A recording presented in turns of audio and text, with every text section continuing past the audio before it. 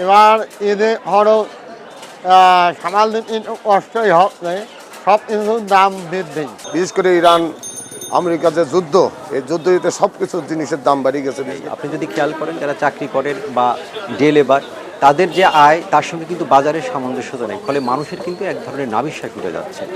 আগে যেখানে আমরা ইনকাম করতাম পার ডে 600 টাকা, এখন আমাদের পার ডে 400 টাকা ইনকাম করতেই হিমশিম খেতে হচ্ছে।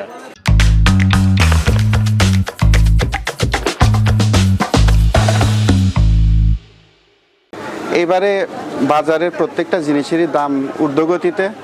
আমরা যারা নিম্ন আয়ের মানুষ তারা খুবই সমস্যার মধ্যে আছি। আর প্রত্যেকটা জিনিসের দাম নিচে তো নেই, সব কিছুই উপরে। আর এই কি সব কিছু সামাল দিতে আমরা হিমশিম খাচ্ছি। এক পর্যায়ে ভবিষ্যতে কি হবে আমরা আসলে এখন কিছু বলতে পারছি না। তবে ঈদকে সামনে রেখে আমরা প্রত্যেকটা জিনিসের যে দামের ঊর্ধ্বগতি, সেই ঊর্ধ্বগতিতে আমরা পেরে উঠছি না।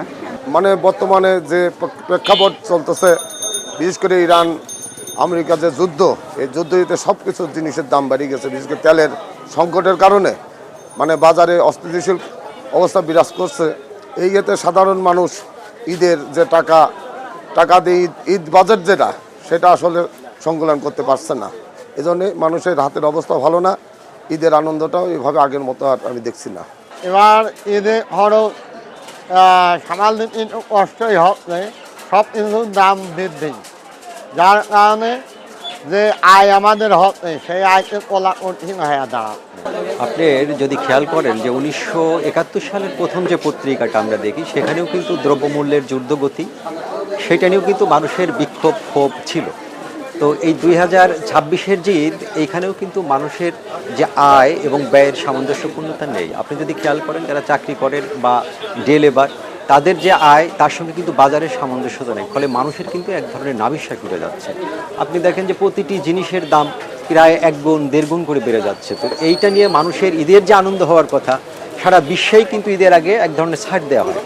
এটা একমাত্র ব্যতিক্রম বোধে আমাদের বাংলাদেশ, যেখানে দেখা যায় যে এখানে ঈদকে উপলক্ষ করে আমাদের এক ধরনের সিন্ডিকেট, এক ধরনের ব্যবসায়ীরা তারা জিনিসপত্রের দামকে ডবল 3 ডবল করে দেন এবং ঈদটাকে তারা পুঁজি করে এবং মনে করেন যে ঈদটা পুঁজি করার, ব্যবসা করার একটা পলিসি তারা অ্যাপ্লাই করেন। তো এর থেকে আমাদের বের হয়ে আসতে হবে। যোগাযোগ ব্যবস্থাটা আসলে আগের থেকে অনেকটা ভেঙে পড়েছে। সেই কারণের জন্য আমাদের পণ্যগুলো এখান থেকে বাইরের থেকে আসতেছে না, আবার এখান থেকে বাইরে যাচ্ছে না। সেই কারণের জন্য আসলে দ্রব্যমূল্যের দাম ঊর্ধ্বগতি, আমাদের ব্যবসা বাণিজ্যর খুবই করুণ অবস্থা যাচ্ছে।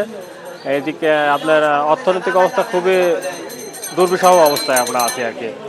আমাদের বর্তমান বাজারে আমাদের একটা আগে যেখানে আমরা ইনকাম করতাম পার ডে 600 টাকা, এখন আমাদের পার ডে 400 টাকা ইনকাম করতেই হিমশিম খেতে হচ্ছে।